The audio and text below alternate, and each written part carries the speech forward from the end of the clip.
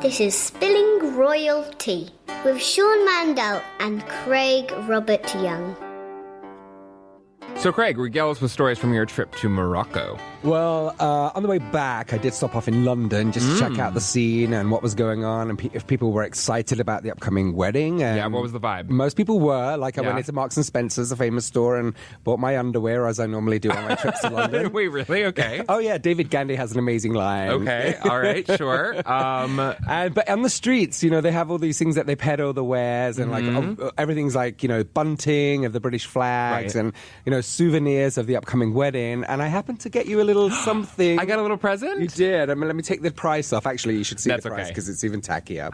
So it's, why didn't you describe that to the listeners? I believe it is a air freshener, a car air freshener of Harry and Meghan doing their engagement photo pose. Well, not engagement photos, their photo call. The photo call. Wait, what's the scent? It's really disgusting. Is it really? Because I put one in my car, yeah. Oh, it's yeah? like an overbearing strawberry. It's not elderflower, which is like the cake, which I was like... But it's like, I had to roll down my windows because... Or just something like basic, like linen, like that like nice, English linen. Fresh linen. Right? And in Morocco, I brought you back some... Oh my gosh, so many presents. Some spices. Oh my gosh. I know it looks like a bag of dog turd, but... It does. What I am holding looks like a bag of dog diarrhea, but they are spices. Yes, from Morocco, yes. Oh, but they smell delicious. They smell really good. Yeah. Oh, it's amazing. The food was fantastic. Oh my God. I was listening to your podcast with Maggie last week while riding a camel. I love it. So 2018. And I kind of educated myself upon the Moroccan royal family as well. So King Mohammed VI is the current, and he's a very liberal monarch king. Yeah. Oh, wow. It was kind of fascinating to kind of get the dirt and spill the Moroccan tea. Oh, while I was Moroccan there. royalty. Oh yes, it was pretty amazing. And very different to our British monarchy because they actually rule their country over there. Oh, really? So it's not like a constitutional monarchy? No, they do have a government, but the king rules the government. He actually has like a role in the government more than just like head of state. Yeah. Fascinating. It's fascinating. As you can notice, I've shaved. I know. Because your last podcast talked about, how Maggie didn't like beards because, getting food stuck in there. Thanks, Maggie. She was not partial to them. So I did have a little trim, a little shave. Well, we're glad to have you back. Put the crown back on. Put your crown back on. I think the kettle is whistling. So let's steep some tea and spill it while we're at it. We're only 8 days away. 8 days. This is Spilling Royal Tea, a podcast that follows the piping hot engagement of Prince Harry and Meghan Markle, from the annals of British history to the wedding chapel at Windsor Castle. The show is half British. And half American, just like the historic marriage of Meghan and Harry. I'm Sean Mandel, a producer, pop culture devotee, and TMZ's unofficial royal correspondent. And I'm Craig Robert Young, a British-born thespian working in Hollywood, but with a childhood thoroughly steeped in the Crown's culture. In each episode, we will spill the tea. That's American for gossip. On the latest stories about Meghan and Harry. Tea will be served with some English history and cultural translations from across the pond that you can't go without. So, without further ado, let's spill the royal tea.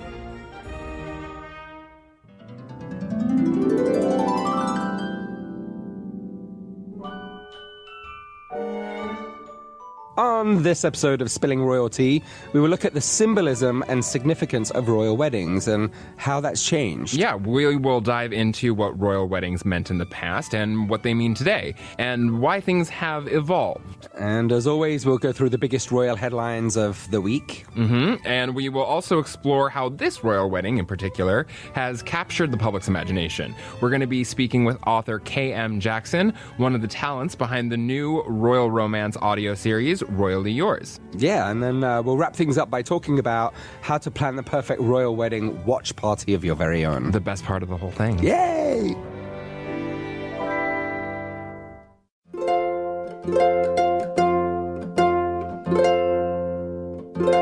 Verse 1. Something old. So Sean, fill us in. Royal weddings used to mean something entirely different to what they mean today, right? Exactly. So up until about the last century, royal marriages were actually political acts. They cemented alliances and were used to conduct the work of statecraft, of international relations. And you have to remember that the monarch wasn't just the head of state, like it is in the British monarchy today. He or she was the state itself. So royals would plan their marriages not necessarily around romance, but more about gaining land, wealth, prestige, and security. Whereas Harry and Meghan might have met on Bumble? Exactly. So give me some examples. Okay, so the royal family best known for using marriage to create political alliances was, without a doubt, the Habsburgs. Never has been. They were the best marriers, but also the worst, because after several centuries, actually, of marrying into almost every royal family in Europe, oftentimes which they had already married into previously, inbreeding very much became a thing and actually led to the extinction of some branches of the family tree. And there are actually anecdotes as well where they've gone back and looked at some of the DNA of the last sort of members of these different branches of the Habsburg family, and it was basically concluded that they may have been some of these final, descendants basically had the same genetic problems that someone who was born from like a brother and a sister would have. So it got pretty out of control. And the Windsors? Okay, so the Windsor dynasty began with a political marriage of sorts. It was the marriage of Victoria to her cousin, yes, cousin, remember inbreeding, Albert of Saxe-Coburg-Gotha. So interesting to note is that the Windsor family name is made up. It's artificial. The real family name is Saxe-Coburg-Gotha, the same name that was used or that really Victoria married into. The royal family changed their name to Windsor in the lead up to the First World War because Saxe-Coburg-Gotha, as you can probably guess, sounds rather Germanic. And as Germany was going to be England's main rival in the First World War, it wasn't very popular to have royals with a German last name. So here's where the political alliance part takes place in Victoria and Albert's marriage. Victoria's uncle Leopold, who was king of the Belgians, very much wanted this marriage to happen. He wanted Albert, who was his nephew, to wed Victoria, his niece. That's where we got the cousins thing here. So as to gain influence with Britain. And he wanted to make sure that he could count on Britain for her assistance should he ever need it. And Victoria's mother wanted the marriage as well. And so it was very much a situation where, Victoria was wary of marrying Albert at first because so many people around her wanted it, especially people that she didn't really have a great relationship with her mother, so she didn't want to please her mother. But she actually fell in love with Albert. And so even though other people wanted that marriage for political reasons, she ultimately decided upon it. That was a convenient way for her to appease people, but she really made that decision out of love.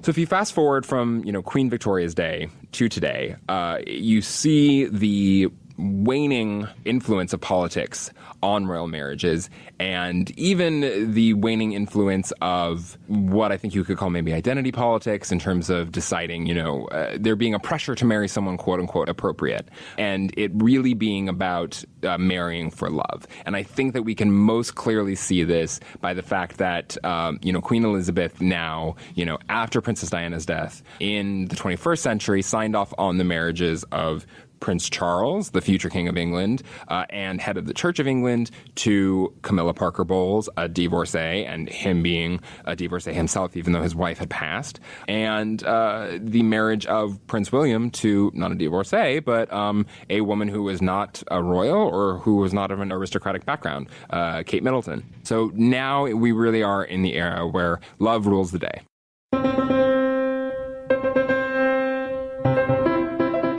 Verse 2. Something new.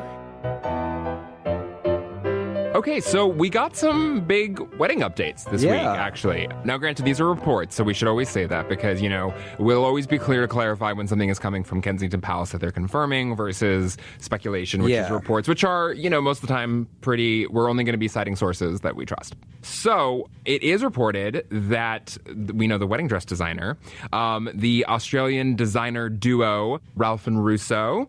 And so Ralph and Russo actually designed Meghan's engagement dress. The $75,000 casual dress that you just wear when you just want to, throw on something to take a photo. Yeah. But, just a casual little number. But you know what? When you got $5 million, what is $75,000? What is $75,000? I mean, and, I always want to know with these things, it's like, because so many of these fashion houses, they lend things out or like they send things out. Yeah. And apparently, like, because, the story with that, Maggie and I talked about it a little bit last week, was that, like, it was just hanging on the rack as, like, an option among the wardrobe choices. And she was like, that feels right. And, like, the fact that it was $75,000 just played no part in Meghan's consciousness. Now, let's speculate. How much do you think this wedding dress is going to cost? So that is a very interesting question, because Catherine Middleton, the Duchess of Cambridge, Kate, her wedding dress reportedly cost, now that was designed by Sarah Burton for Alexander McQueen. Yeah. That reportedly cost around $500,000 US.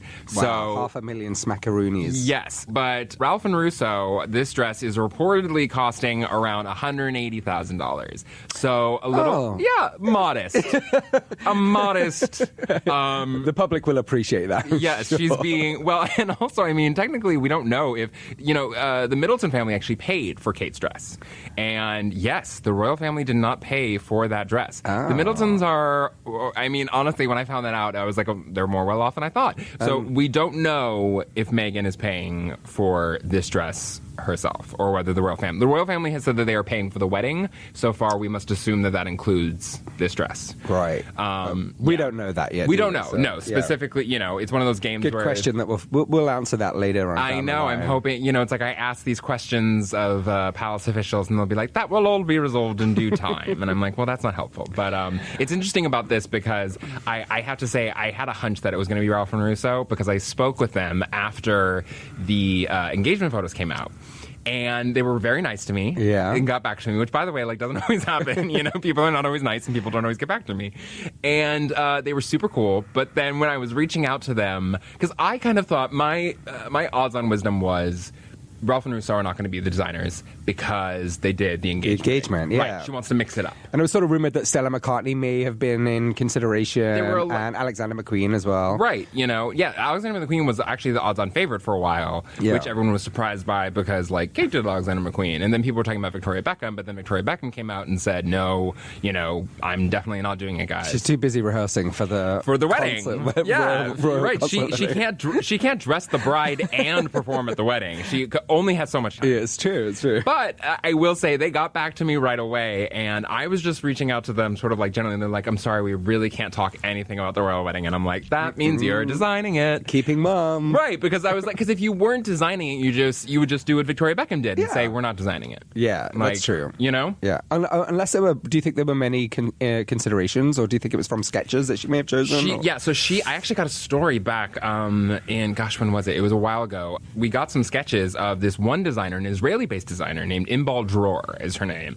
And she's dressed Beyonce. She dressed Beyonce the Grammys last year, I think. Oh, nice. Dressed a lot of big celebrities. And we actually got a copy of one of the sketches. So I know that she did request sketches from a handful of designers, but apparently she chose the designer that she wanted to work with very early on. And so that actually, when we know that, it kind of makes sense because she had probably just taken those photos wearing the Ralph and Russo. She probably was still in love with their designs, Yeah. So and what do you think, in your mind's eye, what do you think the dress is going to look like? I really think it's going to be two worlds meeting, when two become one. I think. Oh, Spice Girls! See what I did? See what I did there? Again. Which is on the playlist now. But so I think it's really going to be a combination of it's got to be demure, it's got to be classic, it's got to be covered up, right? I think no off the shoulder. I think we're going to see shoulders covered, but I think we're going to see arm. That's my theory. I think we're going to see arms. With maybe some jewelry showing. I think the jewelry is going to be pretty minimal. I think she's going to get a tiara. Now, there are rumors that it might be the Spencer tiara, which Diana wore for her wedding. But, the counterpoints to that are that basically that wouldn't really make sense because she's not marrying into the Spencer family. Yeah. She's marrying into the Windsor family. So she would probably borrow one of Queen Elizabeth's tiaras rather than Diana's tiara because Diana wore it because it was her own family's heirloom. Yeah. So, but I imagine it's going to be like, I'm actually thinking like a cap sleeve type situation or something. That'd be pretty. Yeah. And then I'm thinking obviously very like covered up. You know, we don't want the royal cleavage. I don't think that's the moment we'll be having. Yeah, because everyone will just be talking about that. Right. That would dominate. I actually am going to make a bold prediction. I don't think we will see a spot of lace. And that is because Kate Middleton's dress was so lace heavy. Yeah. Yes, so much lace.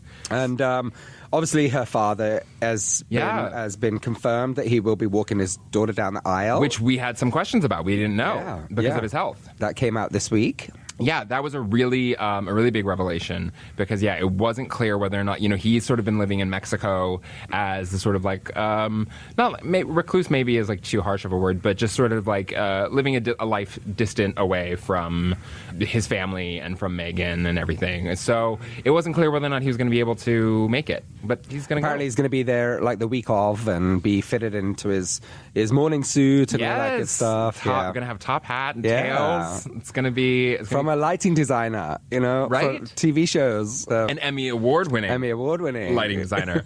And of course, we also confirmed, which isn't a big surprise, but that Meghan's mother will be there, Doria Ragland. She will actually be riding with Meghan. So we learned that Meghan will be arriving to Windsor Castle the morning of the wedding. So she won't be staying at Windsor Castle before the wedding because you got to keep the bride and the groom separate. Yeah, which I love. I love. I'm a sucker for. Funny story about Doria. So I flew Air New Zealand on the way back from London. Okay. And I heard from one of the flight attendants that Doria actually used to work for Air New Zealand. Wait, really? Yeah, that was one of her jobs. I didn't know that. I know. So breaking news. That's so funny. You want to know another famous former flight attendant? Can you guess? Like one of the most famous that TMZ covers? Pam Ann? No. Kris Jenner. Kris Jenner? Kris Jenner was a flight attendant. Yes. And then she became a Beverly Hills housewife. Like she was like the OG Beverly Hills housewife of like flight attendant to Bev Hills housewife. Yeah. With Robert Kardashian. Morty, yeah. Would you like one lump or two? Right. Yeah, I could see her go down the aisle. Put your chair The in the wrong aisle, though. Maybe. She chose the wrong aisle later. It didn't work out. Poor Bruce. We'll just say it didn't work out. But so another interesting thing about the wedding party is that we learned we've been speculating. I mean, I lost, but I technically didn't lose because you're never a loser. Because I'm never a loser, and one, it wasn't fair.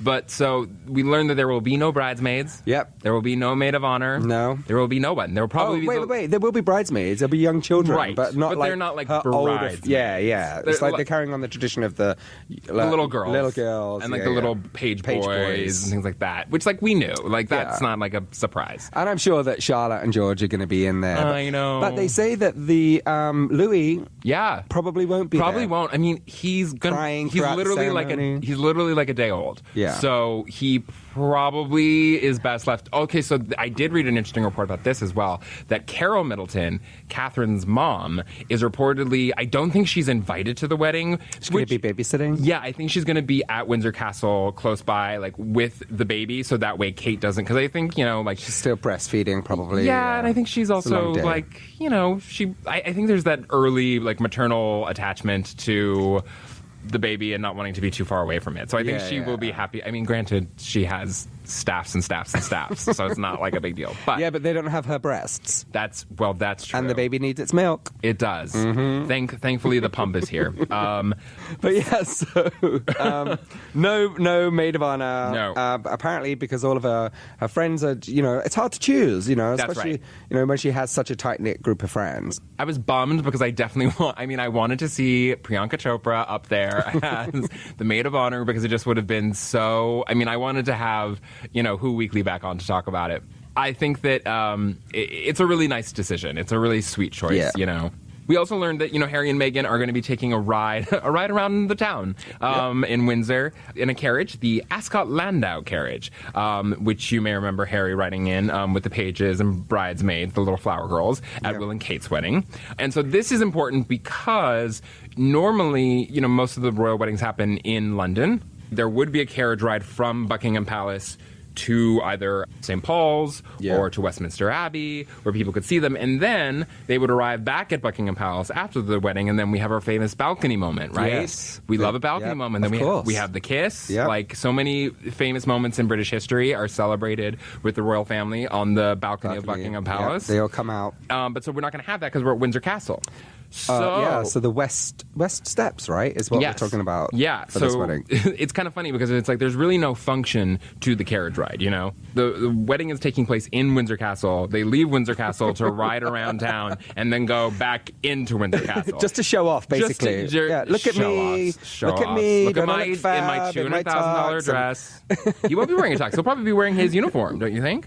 Oh, yeah, he should be. Yeah, he'll be wearing his uniform, I think. That's right, yeah. So it's really there so that way people can see them, you know? And I also heard that if it rains, they will actually be changing it for the Scottish carriage, which has glass at the sides and a glass roof so people can still see them even if it's raining. Right.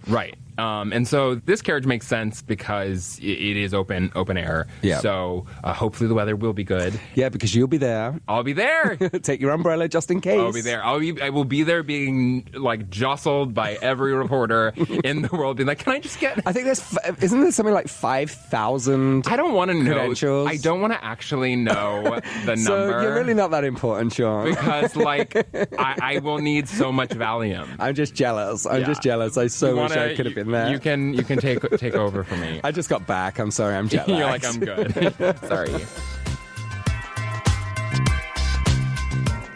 Verse 3. Something borrowed.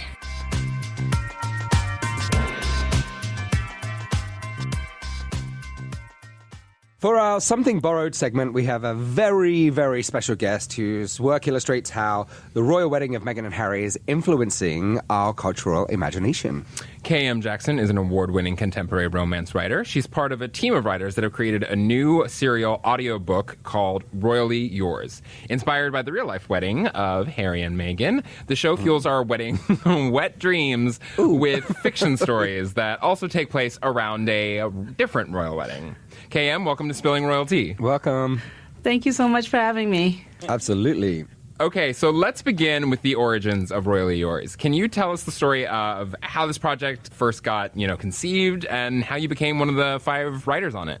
When the news of the royal wedding broke, our coordinator, Lydia, and the people at Cereal Box were really excited about it. And they said, well, what can we do around that? But timing was kind of tight with the date. So they got all together and said, well, can they do something and do it really quickly? So Nina, one of the coordinators, along with Lydia, got with Megan Frampton, who is another fabulous author. She's a Regency author and a friend of mine, and said, can we put together a team of New York-based romance writers to put together serialized fiction for this? And Megan got on it, knowing a lot of people in the industry, and picked me as one of the writers. There are 5 writers. There is Megan, myself, Liz Maverick, Falguni Kathari, and Kate McMurray, all doing it. And we had a quick timetable to put it together, so we all were put together in a room to hash out a theme, and we put it all together and got going. Great. They said, have at it. So speaking of the themes and stuff, you've been good enough to sneak us a clip from one of the Royally Yours stories. We're stepping into a scene with Jeremy and Tracy, is that correct? Yes, this is a scene from my story, which is episode 3, The Milliner Story. And Tracy is a milliner. She's a milliner from the U.S., and Jeremy is a milliner from the U.K. They have a bit of a history because they were both interns at the same time years ago for a very famous milliner called Finley Nye, and he's kind of shady and dubious. Finley didn't like Tracy so much because she was a little bit outspoken but very talented, and he embarrassed her and sent her packing, and Jeremy didn't really stand up for her, even though they had a love interest. So now Tracy is back, getting her big break, and one of her hats is supposed to be worn by a princess. And now she's been duped again by Finley. And just to clarify for those not in the know, a milliner is a hat maker. Yeah, like yes, I'm sorry about that. Type. A milliner is a hat maker. But Let's give it a listen, shall we? Let's get into this.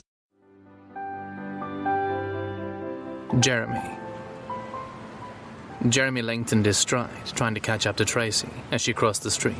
heading away from the palace, hat literally in hand. She looked beautiful. His first glimpse of her today had practically snatched his breath away. She had bloomed into the dynamic woman he always knew she would be, and it was almost too much to take. Not to mention, she was hot as hell. As he looked at her now, rushing off to God knows where, he took in the sway of her hips in her long black pencil skirt, meant to be demure with her black hose and kitten heels, but failing miserably. Her peplum jacket accented her shapely curves and, he'd bet, sent hormone levels spiking in each passerby. During their meeting, it had taken every ounce of Jeremy's strength to stay focused and not reach out to touch her smooth brown cheeks. Oh gosh, how he longed to see her smile, make her laugh, and see those glorious dimples of hers once more. Or better yet, take her into his arms and kiss her full lips until her dark eyes changed from shooting him daggers of rage to going soft with desire. But that was probably nothing more than a dream. After seeing how hurt she was by Finley's latest mess, he was sure those daggers would be there to stay. Jeremy sped up before Tracy could turn the corner and shake him off entirely by entering the underground. He reached out to grab her by the forearm, then thought better of it. He gave his best attempt at a casual smile. "You're looking wonderful, Tracy. It's been a long time. Can we talk?" Tracy stopped short, brows knitted tight. "What could we possibly have to talk about, Jeremy? As you can see," she held up the hat box, "thanks to your boss, or maybe it was you, I now have to pull a new hat out of my ass in less than 24 hours. So, old chum, I don't think we'll be playing How Have You Been? Let's stroll down memory lane." She started to step forward then, making to shift around him, and suddenly fear knotted in Jeremy's gut. He couldn't let her leave. This would all be for nothing, and everything would be ruined if she did. His hand came out before he could stop it, tightening around her forearm. "Please, let me help you." She looked at him then, surprise coming to her wide eyes, before she laughed. It was nowhere near the kind of laugh he longed to hear. It was the kind that raked at him, like nails ripping across his heart. "You help me? Now that is funny. If you'd please let me go now and stop wasting my time, I'd really appreciate it." Jeremy swallowed. "Please, Tracy." He looked around, suddenly aware of all the people on the street, the tourists crowding around the palace. He caught sight of the Hound pub and pointed at it. "Come on, just give me a few minutes in there. We can come up with a plan. At least let me try to help." Tracy's gaze went toward the pub and her eyes softened. For a moment he saw a glimpse of the girl he knew, which gave him a lump in his throat. Be strong, Jeremy. Stay on task. So, Royal Yours is somewhat sensationally written. It's a beautifully produced audio drama that, circles around a royal wedding. The series began last week, May 2nd, and chapters are being released for 3 weeks leading up to Meghan and Harry's wedding. And you've clearly hitched your creation to the wedding carriage headed to Windsor Chapel. But I'm curious, why did this team of writers believe that people would want to hear fiction stories in particular about a royal wedding when we already, there's so much non-fiction details such as, well, okay, I'll just say it ourselves. But, I'm curious what aspect you feel that the fiction element can play to that, we can't quite get in just like covering the real story. Well, romance is $1 billion business. So I think with us, you'll get to let your imagination take off from a different spot than the nonfiction spot. I mean, we love to sit and talk about Meghan and Harry and the real details. But with us, you can just take it and go a little further, go into the what if. What if this was me in that spot? What if I got to go to the wedding? We've got a Maid in the Gardener story and sort of, let your mind go away into that fantasy. We've got a paparazzo story. So it's just sort of inserting yourself there, but not quite there. And, what if I got a little close to this world and what would happen then? It's letting yourself go and play for a while. I guess for like millions and millions of women and gay men probably out there, fantasize about, famous people and in this special way in the royals and especially Prince Harry.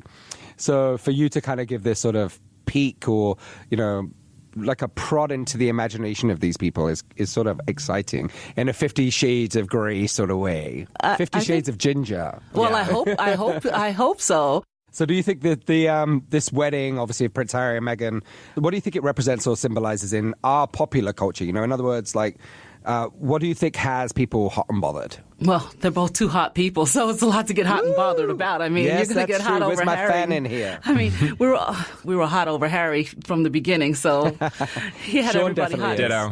Why do you look at me when we talk about You are. this? You love him. I do. Admit it. I do. I do too, and this is the old married probably in the room for a million years, and I'm not going to not claim to have a Pinterest board with him on a few of them. So there you go. Yes. Do you prefer him with the beard or without the beard? Ooh, good question.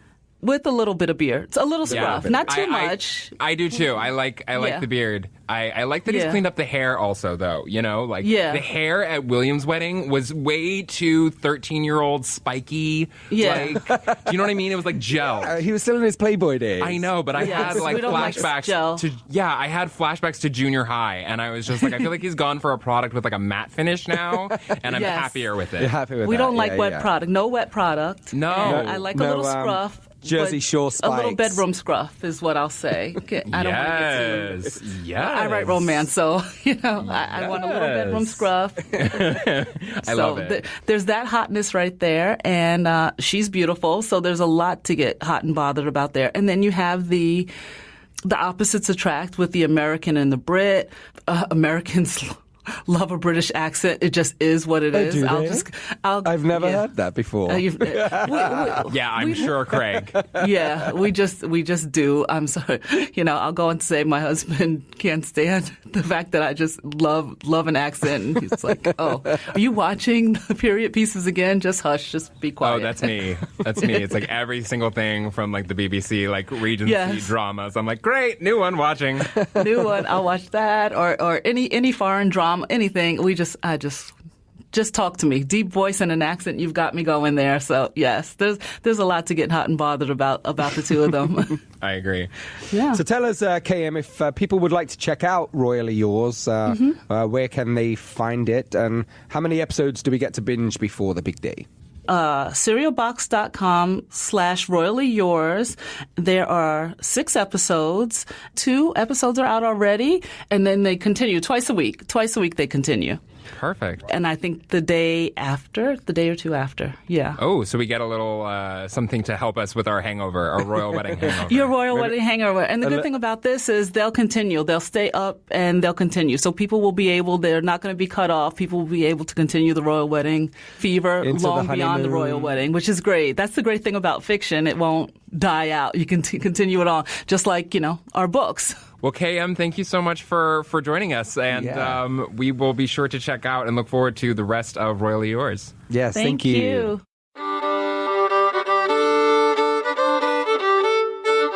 Verse 4. Something blue. So, Craig, can you share a little bit about how your fabulous Brits In L.A. party is coming and what's going to be in store for the Royal Wedding Watch that you'll be hosting? We are actually one of the only places in Los Angeles that are actually going to be doing a live party. Like a big watch party. So, what time are you going to start? So we're starting at 3 a.m. Yes, the way to do it. The theme of the party is to come in your pajamas. Yes. So everyone's going to be in pajamas and fascinators. Yes, I love it. So, like the Philip Tracy you have to, sort of... Yes, women have to wear a fascinator. Yeah, and so can boys now because no one's watching. Right, because we're doing things all L.A. Exactly. Ah, la, la. La, la, la. So, we have, at the moment, we have something up to 100 guests. Wow.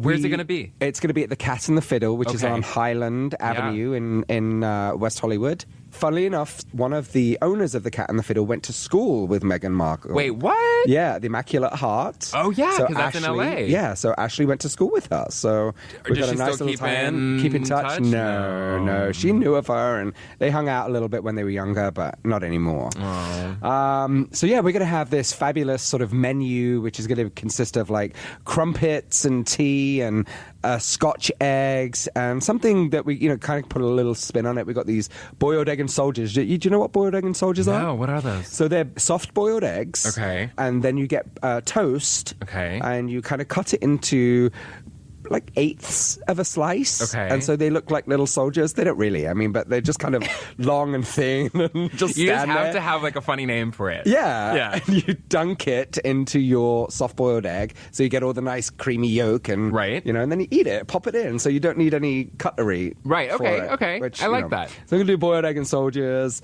and then, we're going to do some caviar and some royal smoked salmon. Oh. A little tie-in. But one of the things... Scottish salmon? Scottish salmon, Okay, yes. Of very course, important. The best, Very the best. important. To go along with like cucumber, all that kind of... Cucumber sandwiches. You give us sarnies with the Will there be crust cut scones? off. Scones and cream, You see, clotted I cream. said it right. We say scones. No, I've heard you say it in the UK. I've heard it's scones. Scone? I don't know. I've been here too long. Yeah, see? I don't know. I think it's I out-British you scones. once again. But what I really am excited about is the drinks. Okay, Of course. it's 3 a.m. We can't serve Right. alcohol, Oh, so you we have to do the can't. mocktail thing. Unfortunately, Oh. but we've got these little spins on some classic cocktails. You've obviously heard of the Bloody Mary. Yeah. Well, we're going to do the Bloody Harry.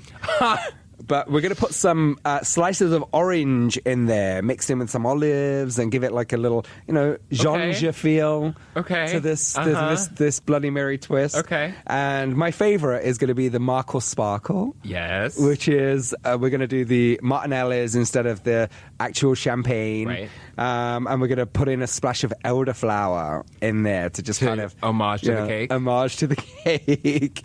And then serve it up with a glitter straw. I mean, what could be more perfect than that? It's perfect. And then we're going to do some pots of tea in the morning, obviously, because it's 5 a.m. our time. Right, when the actual wedding kicks off. Yep. So we've got 2 hours leading up. We're going to do a royal-themed quiz, trivia, Ooh. where prizes can be had. Too bad I'm not there. Well, actually, you know what? It's better for your guests that I'm not there because... You're very competitive. I'm very competitive, one. And number two, I would win. So Yeah. Well, it just wouldn't be fair. You will win all of the street fare that I got from Oxford, Yes. Oxford Street in London on my little journey. I love it. I've got tea towels. I've got, obviously, commemorative tea. Did you get like any of the official little they have the plates and everything? I got a little tea bag holder. Okay. Yeah, so when you take your tea bag out of the cup, you can put it on the... No. Okay, I've lost I know. you. I was like, But Sure. not only that's happening, the British Consul General is throwing a tea party. oh, you know what? I actually, so Yeah. you'll be impressed. I got invited to this. Oh. And I was like, I'm so sorry. I have to turn it down. I'll be in Windsor. Well, I'll represent for the pair of us. How Thank about you. that? Thank you. Tell the British Consul General I said hello. Hey, I will. Mr. Michael Howells. Yes. But yeah, it's going to be really fun. I can't wait. And I have an actual wedding the next day. That you're going to? Yes, but not the wedding. Right. But this is more important because it's a friend of mine. So Right. I want to say early congratulations to Rose, my friend, Aw. who's getting married to Macasay. So I was thinking about this, like the royal watch party and everything, because I obviously got very excited when Kate and William got married, which is our last royal wedding. And you talking about, watching in pajamas, which I think a lot of people are going to be doing. I actually, I found this picture of myself. So I had like an outfit. An outfit? An outfit that I wore. Yeah. So, and... yeah, it's pretty amazing. Spill. So I was wearing James Purse white pajama pants, a white Nice. polo, a giant white scarf, and a top hat. Oh my God. Here you are. Oh my goodness. Wow. Yeah. That is... You look I'll tweet it out so people can... Yeah. Was it at Sean Mandel on Twitter? at Sean Is this Mandel on Twitter. I will tweet this out. This was, I can't believe this is 7 years ago, but this was about 7 years ago. You look very good there, Sean, I have to say. Well, it was 7 years ago. Time is a cruel mistress to us all. But Have another drink. yeah. So I think it's a really fun tradition to, watch these events that happen in the UK, especially on the West Coast here. Yeah. When Kate and Mills got married, we did it just like at my house, and we had, my mom and I made little like wedding cakes, mini wedding cakes that we got nice. like, I How know, cute. we like went to Williams Sonoma and got these like little pearl like decoration things for them, and we had little like the saucer champagne glasses too, and we did a champagne toast at like 4 a.m. Yeah, it was a little earlier actually. The Wills and Kate wedding was earlier. It was earlier, because there was. I remember. I think because people have to travel to get out to Windsor. So, that must be it. Yeah, so people it was a lot earlier in because I started watching coverage at like 1 a.m. for Will and Kate. Yeah. So what do we think the big takeaways are for people planning, their own watch parties at home or like with a group of friends or, going to... I think if you're going to go to a pub, I think you should call ahead of time to see if they are doing something, right? Yeah, because not all of them necessarily some are doing like some teas in the afternoon afterwards and showing highlights of the wedding. But you want to see... come on. Like if you're listening to this podcast, you want to see it live. Yeah, you got to be there. Yeah, you got to be there. So I think... But for people at home watching, I think, they can have fun with their friends and do some sort of trivia stuff. They can do a royal trivia like we're doing, or they could do we did a shot, because at home obviously you can drink whenever you like, so we did this shot the benefit game of being at home, where every time Harry appeared at Wills and Kate's wedding and there was a close-up of him, everybody had to take a shot. But so who should we choose? That's a good question. Prince George, maybe? George. Prince George and Charlotte. Every time Charlotte waves. Everyone has to take a shot. Every time Charlotte waves, every time George scowls. Or puts his hand on his hip. Yeah. Or covers his mouth like, look what you made me do. So either of those moments, definitely. I think, if you really want to get plastered, anytime you see a celebrity, like anytime you see like an American, you see Priyanka Chopra or like Serena Williams, anyone like that. If you see Elton John, you have to, the first person to sing a lyric from Candle in the Wind. Yeah. Wins another shot. Oh gosh, no. That will, we can't talk about Candle in the Wind. Of course, because that was the tragic. The trauma. I can't. Tragedy. I can't. Daniel, you can't do Daniel either because that was about death. What could you do? Circle of Life. Yeah, Circle of Life. Yeah, that would be a good one. Can You Feel the Love Tonight? Maybe more appropriate. Well, we will have some more suggestions in terms of ways to amp yourself up before the wedding as well next week. And what's happening next week? We're going to be having a friend of yours on. Sandra. Sandra Manetti will be in the studio live joining us. Yes, it's going to be very exciting. Royal expert that he is. And we'll be talking a little bit about how to get in the royal mood, not just on the day, but in the time leading up to it. It's basically Christmas, so you may as well spread it out as long as you can. And we'll talk about the Lifetime movie about Meghan and Harry, which is causing quite the scandal. Yes. So we'll get into that and more next week.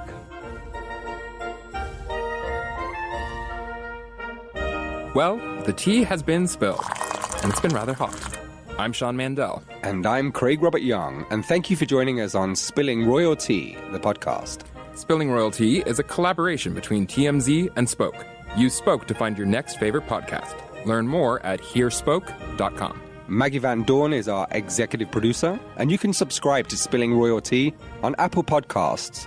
For more coverage of the royal wedding, visit tmz.com.